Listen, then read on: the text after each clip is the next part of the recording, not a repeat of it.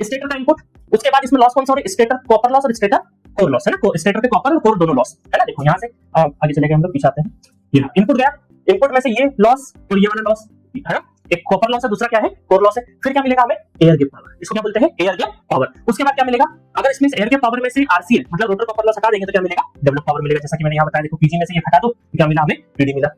PD मिल चुका है, develop power मिल चुका है। अब ये जो शाफ्ट इलोंगेट हो रहा है, वो रोटेट हो रहा है, तो वहां पे फ्रिक्शन एंड विंडेज लॉसेस भी हो रहे होंगे, तो जिसको हम क्या बोलते हैं, मैकेनिकल लॉसेस। मैकेनिकल लॉसेस को अगर पीडी में से मैकेनिकल लॉसेस माइनस कर देंगे तो हमें आउटपुट या फिर शाफ्ट पावर मिल जाएगा, या फिर शाफ्ट पावर मिल जाएगा। फिर क्या हुआ, इंस्ट्रूमेंट भाई साहब आए, उन्होंने बोला एक काम करते, कोर लॉस को उठा के इधर शिफ्ट कर देते हैं, तो यहाँ सिर्फ और सिर्फ क्या रहेगा, स्टेटर कॉपर लॉस है ना, स्टेटर कॉपर लॉस रहेगा। तो P input minus stator copper loss, then PG, then RCL minus करेंगे पीडी, और हम लोगों ने इस बार मैकेनिकल लॉसेस और स्टेटर कॉपर लॉस दोनों को यहाँ पर रख दिया, जिसको कंबाइनली क्या बोलेंगे हम लोग, रोटेशनल लॉस। देन हमें आउटपुट पावर मिल जाएगा। ठीक है, यहाँ तक कहानी समझ में आई। अब आपका बहुत सारे शेयर का क्वेश्चन लगता है, पता कैसे चलेगा कि ये फ्लो चार्ट यूज करना है कि ये यूज करना है। तो पहली चीज तो ये है कि दोनों में डिफरेंस क्या है, दोनों में डिफरेंस सिर्फ एक बात का है, स्टेटर कोर लॉस का, स्टेटर कोर लॉस का डिफरेंस है। तो स्टेटर कोर लॉस कभी यहाँ पे भी यूज होगा, कभी यहाँ पे भी यूज होगा। अब ये पता किससे, बाकी किसी में तो चेंज नहीं हो रहा है, बिल्कुल नहीं हो रहा है, तो ये पता लगेगा आपको क्वेश्चन के देने के तरीके से। तो फुल कोर्स में इनफ क्वेश्चन करवाए हैं जहां से आपको पता लग जाएगा कि क्वेश्चन के पूछने के इंटेंशन से आपको ये चीज पता लग जाएगी कि हमें कोर लॉस यहाँ यूज करना है कि यहाँ पे यूज करना है। सपोज करो आपको दे दिया कि स्टेटर लॉस, कोई भी कुछ भी नहीं बोला, कॉपर लॉस, कोर लॉस कुछ भी नहीं बोला, डायरेक्टली बोलिए स्टेटर लॉस, तब तो हमें ये यूज करना पड़ेगा। स्टेटर लॉस का मतलब है कि सारे लॉस यहीं पे कंसीडर कर लिए।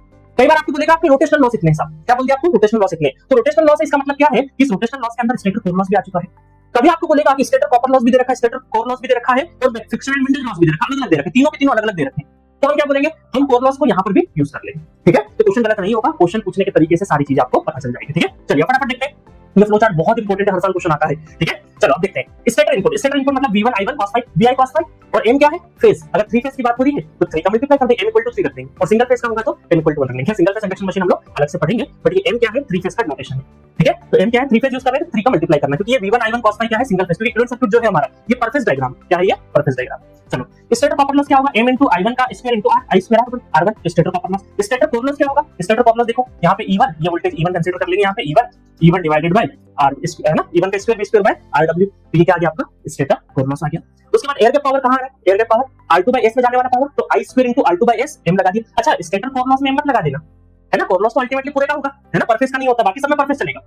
तो एयर गैप पावर में क्या करोगे, I2 स्क्वायर * R2/S। उसके बाद rotor copper loss, rotor copper loss अभी हमने देखा, रोटर कॉपर लॉस R2 को अलग कर दो, रोटर कॉपर लॉस वो लिख दिया हमने, रोटर कॉपर लॉस लिख दी।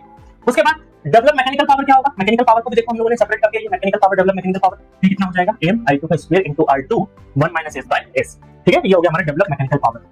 इसको ऐसे डिनोट करते हैं, इसको डिनोट करते हैं हम लोग PD से, develop mechanical power. Then output power क्या हो जाएगा, PD - मैकेनिकल लॉसेस। तो ये क्या हो गया हमारा आउटपुट, या जिसको हम लोग शाफ्ट पावर भी बोल सकते हैं।